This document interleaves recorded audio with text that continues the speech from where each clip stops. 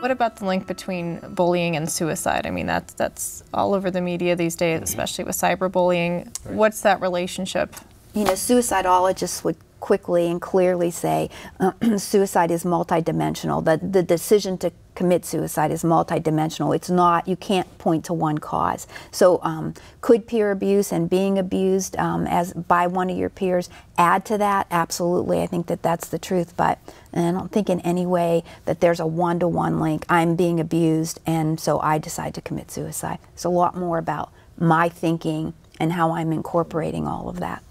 But some of the signs you'd look for would be very similar, and that is, I'm backing off from my relationships, I'm in my room all the time, I'm not happy, I'm not eating, significant changes in behavior. Those are things to worry about and to do something with. And sometimes we don't because we think, oh, the child's sick, or oh, this is just a passing thing. We need to attend to those, and they need attention because they can be symptoms of this. They can be symptoms of bullying. They can be things that have us closer to suicide.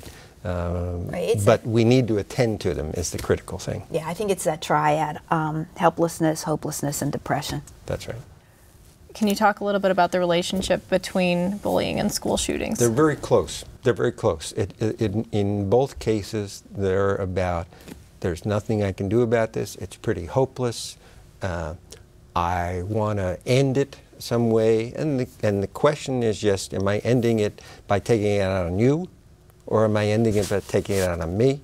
Most of the school shooters that you see that are related to bullying kind of things, whether they survive or whether they shoot themselves in the end, they're almost always saying, I really meant to end my life too at this point in time. They're not looking for a victory here as much as getting things over with and maybe I'll get some vengeance out in the end, but they're pretty similar kinds of things. I need to end this. Yeah, and I'd say, you know what, it's about desperation, right? I mean, that I'm finally at a place where this is my desperate act. So in that way, to stop it, this is the only way I can. My distorted thinking says this is the only way I can end this. It's to kill the person who's my abuser, or just randomly kill people, right? Mm-hmm. So, and if, as a parent, if you suspect that your child may be formulating a plan, what should your response be?